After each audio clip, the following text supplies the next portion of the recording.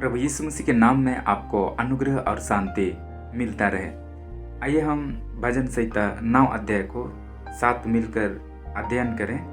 यहाँ लिखा है पहला पद में, हे यहोवा परमेश्वर, मैं अपने पूर्ण मन से तेरा धन्यवाद करूँगा, मैं तेरे सब आश्चर्य कर्मों का वर्णन करूँगा। दाऊद परमेश्वर से कहता है कि मैं अपने पूर्ण मन से तेरा धन्यवाद करूँगा। धन्यवाद परमेश्वर ने जो हमारे जीवन में अद्भुत कामों को किया है, परमेश्वर ने जो हमारे जीवन में भलाई को किया है, परमेश्वर ने जो हमें दिया है, हमारी योग्यता से बढ़ कर के उसने हमें दिया है, उस बात के लिए हमारे पास जो रिस्पॉन्स है परमेश्वर को देने के लिए, वो धन्यवाद है। परमेश्वर ने हमारे लिए जो कुछ भी किया है, उस चीज़ के लिए हमें पूर्ण मन से हमें उसे धन्यवाद देना है। अगर हम परमेश्वर के ऊपर संपूर्ण भरोसा रखते हैं, हर चीज़ के लिए परमेश्वर से सलाह लेते हैं, हर चीज़ के लिए हम परमेश्वर की ओर अपनी नज़रों को उठाते हैं, तब तो हम परमेश्वर को पूर्ण मन से धन्यवाद दे सकते हैं। अगर हमारा मन परमेश्वर की ओर नहीं लगा है, अगर हमने परमेश्वर के ऊपर कंप्लीटली अपना ट्रस्ट नहीं रखा है, अगर हमने दुनिया की ओर भरोसा को रखा है, तो हम परमेश्वर को पूर्ण मन से धन्यवाद नहीं दे सकते हैं। पूर्ण मन से जब हम परमेश्वर को धन्यवाद देते हैं, तो वो सिर्फ मुंह से नहीं, लेकिन हमारे दिल की गहराई से परमेश्वर के लिए धन्यवाद निकलता है। और ये हमारा अनुभव है जब हम अपने जीवन में, प्रतिदिन के जीवन में हर चीज़ के लिए परमेश्वर की ओर अपनी नज़रों को उठाते हैं, हर चीज़ के लिए हम परमेश्वर से उम्मीद रखते हैं, परमेश्वर से हम प्रार्थना करते हैं, और तब हमें जो मिलता है उस चीज़ के लिए हम परमेश्वर को क्रेडिट देते हैं कि ये सब कुछ मैंने इसलिए कर पाया क्योंकि परमेश्वर ने मेरे जीवन में किया है। मेरे जीवन में ये चीज़ें इसलिए हो पाई क्योंकि परमेश्वर मेरे साथ है, और तब हम परमेश्वर को धन्यवाद दे सकते हैं। परमेश्वर को हम धन्यवाद कब देते हैं? पूर्ण मन से, जब हमने परमेश्वर से प्रार्थना किया है, जब हमने परमेश्वर से पाने के लिए हमने उनसे मांगा है, जब हमने उनकी ओर अपनी नज़रों को उठाया है, और तब जो चीज़ हमारे जीवन में मिली, तब हमें ये अनुभव होगा, तब हम इस चीज़ को महसूस कर पाएंगे कि परमेश्वर ने मेरी प्रार्थना को सुना है और मुझको वो दिया है, और तब हम परमेश्वर को संपूर्ण मन से धन्यवाद दे सकते हैं। जब हम संडे के दिन आराधना में उपस्थित होते हैं, तो हम भीड़ के साथ परमेश्वर को धन्यवाद देते हैं। कई बार हो सकता है हमारा धन्यवाद मुंह से सिर्फ होता है, मुंह तक ही सीमित है, लेकिन हमारा जो धन्यवाद है वो हमारे मन और हृदय से निकलना चाहिए। जब हम सोमवार से लेकर के सैटरडे तक हर दिन, हर पल, हर एक चीज़ों के लिए परमेश्वर के ऊपर जब हम भरोसा रखते हैं, परमेश्वर को जब हम पुकारते हैं, परमेश्वर से जब हम प्रार्थना करते हैं, और तब हम अपने जीवन में परमेश्वर की भलाई को, परमेश्वर की दया को, परमेश्वर का प्रेम को हम देख सकते हैं। और तब हम अपने जीवन में जब इस चीज़ को अनुभव करते हैं, और तभी हम परमेश्वर को संपूर्ण मन से, पूर्ण मन से हम धन्यवाद दे सकते हैं। जब हम परमेश्वर को स्थान देते हैं अपने जीवन में काम करने के लिए, जब हम परमेश्वर को अनुमति देते हैं अपने जीवन का राजा होने के लिए, हम उसे अनुमति देते हैं कि वो हमारे जीवन में प्रभुता करे, वो हमारे जीवन को लीड करे, हमारा जीवन का अगुआ बन करके वो हमें ले चले, और तब हम उसकी भलाई को, उसकी सामर्थ्य को अपने जीवन में हम देख सकते हैं। और तभी हमारे मन से निकला हुआ जो शब्द है, धन्यवाद का शब्द, वो पूर्ण मन से हो पाएगा। दाऊद परमेश्वर से कहता है कि मैं पूर्ण मन से तेरा धन्यवाद करूँगा। अगर हमने आधा मन संसार की ओर लगाया है, अगर आधा मन संसार की अभिलाषाओं की ओर लगा है, अगर आधा मन हम दूसरे चीज़ों पर भरोसा रखते हैं, अपनी क्षमताओं पर भरोसा रखते हैं, परमेश्वर का राज्य को अपने जीवन में अनुमति नहीं दी है, तब तो हम परमेश्वर को पूर्ण मन से धन्यवाद नहीं दे सकते हैं। जब परमेश्वर हमारे जीवन में भलाई किया है तो उसका रिस्पॉन्स में हमें परमेश्वर को धन्यवाद देना है। अगर आप कहते हैं कि मेरे जीवन में तो कुछ भी भलाई परमेश्वर ने नहीं किया है, मेरे जीवन में मैं घटी कमी में जी रहा हूँ, तो फिर भी हमारे जीवन में परमेश्वर को थैंक्स देने के लिए शब्द होना चाहिए। हमारा जो सांस चल रहा है ये परमेश्वर की ओर से है, उसने हमें जीवन दिया है। और जो हम पाप में जीवन जी रहे थे, जब हम पाप में जीवन जी रहे थे तो कलवारी क्रूस पर यीशु मसीह ने हमारे लिए अपना कीमती लहू को बहाया, हमारे जीवन को खरीदा अपने लहू से, और हमें उस परमेश्वर पिता से संबंध रखने के लिए योग्य बनाया। अपने ही लहू से हमें शुद्ध करके हमें इस लायक बनाया कि हम उस परमेश्वर तक पहुंच सकें। हम जो परमेश्वर से दूर थे, हम बिल्कुल अलग थे, पाप परमेश्वर और हमारे बीच में जो दीवार बन करके था, उस दीवार को यीशु मसीह ने ढा दिया है। क्या इस बात के लिए हम परमेश्वर को धन्यवाद नहीं दे सकते हैं, जिसने हमारे लिए 39 कोड़ा मार खाया। बाइबल में लिखा है वो पाप को नहीं जानता था, लेकिन मेरे कारण, आपके कारण, संसार के समस्त लोगों के कारण वो पापी ठहराया गया, ताकि हमारे बदले में वो दंड को सह सके और हमें वो स्वतंत्र कर सके। जिस धार्मिकता को हम नहीं जानते थे, वो यीशु मसीह की धार्मिकता हमें मिली। यीशु मसीह पाप को नहीं जानता था, मेरे कारण, आपके कारण वो पापी ठहराया गया। और हम धार्मिकता को नहीं जानते थे, लेकिन यीशु मसीह के द्वारा हमें धार्मिकता मिली है। तो क्या इस बात के लिए हम परमेश्वर को धन्यवाद नहीं दे सकते हैं? हम जीवन भर पूर्ण मन से हमें परमेश्वर को धन्यवाद देना है। यह धन्यवाद परिस्थिति पर डिपेंड नहीं होना चाहिए। अगर हमारे जीवन में दुख और तकलीफ है तो हम क्या परमेश्वर को धन्यवाद देना छोड़ देंगे? कदापि नहीं। तो भी वो परमेश्वर भला परमेश्वर है। हम जो धन्यवाद देते हैं वो धन्यवाद परमेश्वर कौन है, परमेश्वर क्या है, इस चीज़ को सोच करके हमें धन्यवाद देना है। अगर हमारे जीवन में बीमारी आया, इसका मतलब ये नहीं कि परमेश्वर का जो भलाई है वो समाप्त हो गया। इसका मतलब ये नहीं कि हमारा परमेश्वर जो चंगा करने वाला परमेश्वर है वो उसका गुण समाप्त हो गया। नहीं, तो भी वो परमेश्वर सामर्थी है। उस परमेश्वर का हमें धन्यवाद करते रहना है। जैसे पौलुस और सिलास जब बंदीगृह में थे, उनको मारा पीटा गया था, वो जंजीरों से जकड़े गए थे, लेकिन बाइबल में लिखा है आधी रात के समय वो परमेश्वर का भजन गा रहे थे और जितने कैदी थे वो सुन रहे थे। पौलुस और सिलास के जीवन में वो आधी रात थी, उनकी ज़िंदगी में कुछ सही नहीं था, लेकिन फिर भी उन्होंने परमेश्वर का भजन गाया, परमेश्वर को धन्यवाद दिया। हम भी अपने जीवन में ऐसा आदत बना सकते हैं, चाहे हमारे जीवन में सुख और दुख हो तो भी हम परमेश्वर को धन्यवाद देंगे। वो कांस्टेंट होगा, स्थिर होगा परमेश्वर को धन्यवाद देना। अगर आज आप गलत दौर से गुजर रहे हैं, अगर आप आज गलत परिस्थिति आपके जीवन में है, समस्याओं से आप घिरे हुए हैं, आपका दिल टूट गया है, तो आप अपना टूटा हुआ हर एक दिल का पार्ट को प्रभु को अगर आप देंगे, वो परमेश्वर आपके टूटे हुए दिल को वो जोड़ेगा और वो आपका हृदय आधा नहीं होगा, लेकिन वो पूर्ण हृदय बनेगा। और उसके द्वारा से हम जब धन्यवाद देंगे तो पूर्ण मन से हम परमेश्वर को धन्यवाद देंगे। अगर हमने अपना दिल, संपूर्ण दिल प्रभु को दिया है, तो हम उसको संपूर्ण मन से, पूर्ण मन से हम धन्यवाद दे सकते हैं। आगे के पद में नहीं, उसी पद में लिखा है, मैं तेरे सब आश्चर्य कर्मों का वर्णन करूंगा। दाऊद कहता है कि तेरे सब आश्चर्य कर्मों का वर्णन करूंगा। दोनों जो सेंटेंस हैं वो सिमिलर हैं। पहला सेंटेंस क्या था? मैं अपने पूर्ण मन से धन्यवाद करूंगा, आधा मन से नहीं, लेकिन पूर्ण मन से।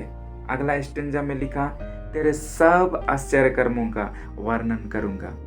जो भी परमेश्वर हमारे जीवन में आश्चर्य कर्म को किया है, उन सारे आश्चर्य कर्मों का हमें वर्णन करना है। जैसे दाऊद कहता है कि मैं सब आश्चर्य कर्म का वर्णन करूँगा। जो भी आश्चर्य कर्म, जो भी बड़े बड़े काम उसने हमारे जीवन में किया है, उस चीज़ के लिए हमें धन्यवादी बने रहना है। अगर हमारे जीवन में परमेश्वर के लिए धन्यवाद का शब्द नहीं है, तब तो हम परमेश्वर को भूल सकते हैं। अगर हम परमेश्वर को हर एक बात के लिए धन्यवाद देंगे, उनके उपकारों को हम नहीं भूलेंगे, तो शैतान हमारे जीवन को प्रलोभन में नहीं गिरा सकता है। जब हवा शैतान के समीप में थी, शैतान उनको पाप करने के लिए जब मजबूर किया, प्रलोभन दिया, हवा परमेश्वर की भलाई को भूल गई। जिस परमेश्वर ने उनको अपने हाथों से रचा था, जिस परमेश्वर ने उनको सांस दिया था, जिस परमेश्वर ने उनको आदन की वाटिका में रखा था, इतने सारे भलाई, इतने सारे आश्चर्य कर्म जो परमेश्वर ने आदम और हवा के जीवन में किया था, उन्होंने सब उपकारों को भूल गया। अगर वो उन उपकारों को याद किए होते तो शैतान की बातों में वो ना आते। जो शैतान उनके लिए कुछ भी नहीं किया था, लेकिन फिर भी उन्होंने उनकी बातों में आकर उस प्रलोभन में गिर गए। हवा कह सकती थी, आदम कह सकता था कि जिस परमेश्वर ने हमें अपनी समांतर स्वरूप में बनाया, जिस परमेश्वर ने हमें अपने हाथों से रचा, जिस परमेश्वर ने आदन की वाटिका में रखा, जिस परमेश्वर ने हमें अधिकार दिया, जिस परमेश्वर ने हमें पूरे पृथ्वी पर अधिकार रखने के लिए राजा के रूप में रखा, वो परमेश्वर कभी झूठा नहीं हो सकता है और उनके वचन को वो तोड़ने के लिए कदम ना उठाते। लेकिन उन्होंने परमेश्वर के बातों को झूठा साबित किया, क्योंकि उन्होंने परमेश्वर के उपकारों को याद नहीं किया अपने जीवन में, परमेश्वर का भलाई को उन्होंने याद नहीं किया। हम अपने जीवन में, अपने पास्ट में उन्हीं चीज़ों को याद रखना है जो परमेश्वर ने हमारे जीवन में भलाई को किया है। उन भलाइयों को जब हम याद करते हैं तो हमारा सफ़र सहज हो जाता है। जब हमारे जीवन में मुश्किलें आती हैं तो हम पिछले आश्चर्य कर्म को याद करके हम कह सकते हैं कि जिस परमेश्वर ने मुझको पिछली बार जब मैं संकट में पड़ा था तो मुझको उभारा है, तो वो परमेश्वर इस बार क्यों नहीं उभारेगा। हमारा सफ़र आसान होता है। अगली मुसीबत के समय में हमें एक ताकत मिलता है। अगली परीक्षा के समय में हम पिछले आशीषों को याद करके, पिछले भलाई को याद करके हम जयवंत को प्राप्त कर सकते हैं।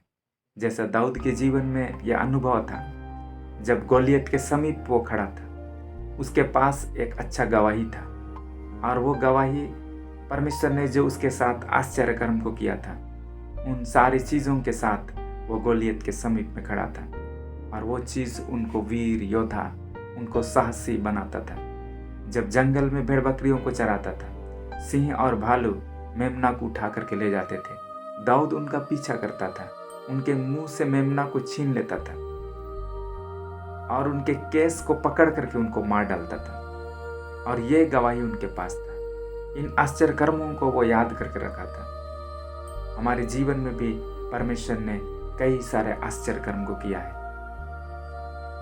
कई दुर्घटनाओं से, कई बीमारियों से, कई मुसीबतों से परमेश्वर हमें चलाता आया है। घटी कमी में वो हमारी ज़रूरतों को पूरी किया है।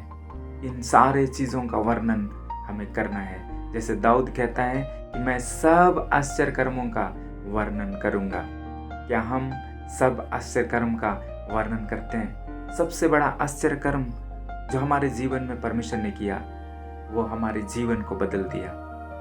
सबसे बड़ा आश्चर्य कर्म ये नहीं कि बीमारी से छुटकारा मिला, लेकिन सबसे बड़ा आश्चर्य कर्म उसने हमें एक नया जीवन दिया है। हमारा जीवन जो पापमय जीवन था, हमारे अंदर जो पाप का स्वभाव था, उसने उसको निकाल करके हमें नया बनाया। उसने हमें एक नया जीवन दिया है, और इस जीवन के लिए हमें परमेश्वर को धन्यवाद देना है, इसका वर्णन हमें करना है। आगे के पदों में लिखा है 2 से आगे, मैं तेरे कारण आनंदित और प्रफुल्लित होऊंगा, हे परम प्रधान, मैं तेरे नाम का भजन गाऊंगा। मैं तेरे कारण आनंदित और प्रफुल्लित होऊंगा। दाऊद कहता है कि मैं आपके कारण से आनंदित होऊंगा।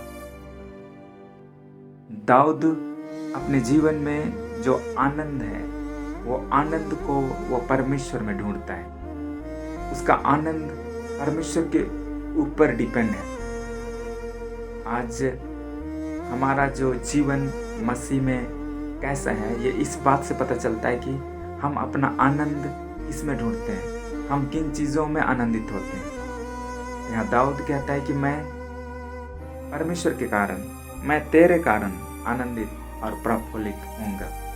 दाऊद के पास बड़ा राज्य था, एक अच्छा देश था, अच्छे प्रजा लोग थे, अच्छा घर था, लेकिन इन सारी चीज़ों से वो आनंदित नहीं होता था, धन दौलत से वो आनंदित नहीं होता था, लेकिन उनके आनंदित होने का कारण परमेश्वर है। आज सबसे इम्पोर्टेंट चीज़ जो हमारे जीवन में चाहिए वो परमेश्वर के कारण हमें आनंदित होना है। अगर हम परमेश्वर में आनंदित होना चाहते हैं, परमेश्वर में हम अपना आनंद को ढूंढते हैं, तब तो हम कभी भी परमेश्वर से दूर नहीं जा सकते हैं। परमेश्वर के पास हम आएंगे, क्योंकि जिस चीज़ से कोई व्यक्ति आनंदित होता है उस चीज़ को वो ढूंढता है, उस चीज़ के करीब वो आता है, उस चीज़ से वो जुड़ा रहना चाहता है। अगर हम भी अपने जीवन में परमेश्वर के कारण आनंदित होते हैं तो इसका मतलब है कि हम परमेश्वर को अवश्य ढूंढेंगे, परमेश्वर के पास आएंगे, परमेश्वर से हम बात करना चाहेंगे, परमेश्वर की व्यवस्था को हम जानने का कोशिश करेंगे, क्योंकि हम उससे आनंदित होते हैं। आज आप अपने जीवन में सबसे अधिक किस चीज़ से आनंदित होते हैं? क्या आप अपने दोस्तों के कारण आनंदित होते हैं? क्या आप अपने घर के कारण आनंदित होते हैं? क्या आप अपने वाहनों के कारण आनंदित होते हैं? क्या आप अपने अन्य संसारिक चीज़ों पर आनंदित होते हैं? दाऊद कहता है, मैं तेरे कारण आनंदित और प्रफुल्लित होऊंगा। परमेश्वर के कारण हमें आनंदित होना चाहिए। इसलिए फिलिप्पी उसका 4:4 में लिखा है, प्रभु में सदा आनंदित रहो। मैं फिर कहता हूँ, आनंदित रहो। प्रभु में, परमेश्वर में हमें आनंदित होना है। अगर हम परमेश्वर में आनंदित होने वाला व्यक्ति हैं, अगर हम परमेश्वर से कहने वाले हैं कि मैं तेरे कारण आनंदित और प्रफुल्लित होऊंगा, तो हमारे जीवन में अगर धन और दौलत आ जाए तो भी हम प्रलोभन में नहीं गिर सकते। अगर हम कमी और घटी में चले गए तो भी हम प्रलोभन में नहीं जा सकते हैं, क्योंकि हमारा जो आनंद का कारण धन और दौलत नहीं है, हमारा आनंद का कारण परमेश्वर है। आशीष आपके आनंद का कारण नहीं होना चाहिए। जो आशीष परमेश्वर हमारे जीवन में देता है, लेकिन हमारा आनंदित होने का कारण सदा परमेश्वर होना चाहिए। अगर हम अपना आनंद को आशीषों में ढूंढेंगे तो हम आशीष देने वाला को हम भूल जाएंगे, और एक समय ऐसा आएगा कि हमारा आनंद समाप्त हो जाएगा। क्योंकि अगर हम चीज़ों में आनंद को ढूंढेंगे तो वो बाहरी रूप से हमें आनंदित कर सकता है, जो कि क्षणिक है, लेकिन परमेश्वर में अगर हम आनंद को ढूंढेंगे तो परमेश्वर हमारे दिल में, हमारे अंदर में, हमारे हृदय के कटोरा में वो आनंद को उंडेलेगा, और वो अंदर से वो उमड़ेगा, और वो परिस्थिति पर डिपेंड नहीं होगा। चाहे बीमारी, तकलीफ, आंधी और तूफान आ जाए, चाहे कुछ भी हो जाए, लेकिन फिर भी हम आनंदित रहेंगे, क्योंकि हमारे आनंदित होने का कारण परमेश्वर है। शैतान ऐसे लोगों को परीक्षाओं में नहीं गिरा सकता है, ऐसे लोगों के जीवन में वो काम नहीं कर सकता है। जो व्यक्ति परमेश्वर के कारण आनंदित होता है, और जो व्यक्ति चीज़ों पर आनंदित होता है, उस व्यक्ति को गिराने में आसानी होता है शैतान को, क्योंकि वो चीज़ों को उनसे हटाता है, कमी घटी में डालता है, तो वो व्यक्ति घबरा जाता है, वो व्यक्ति अपने जीवन में चिंताओं में फंस जाता है, क्योंकि वो उनका आनंद चीज़ों में था, और वो चीज़ अभी नहीं है तो उसका आनंद भी समाप्त हो गया।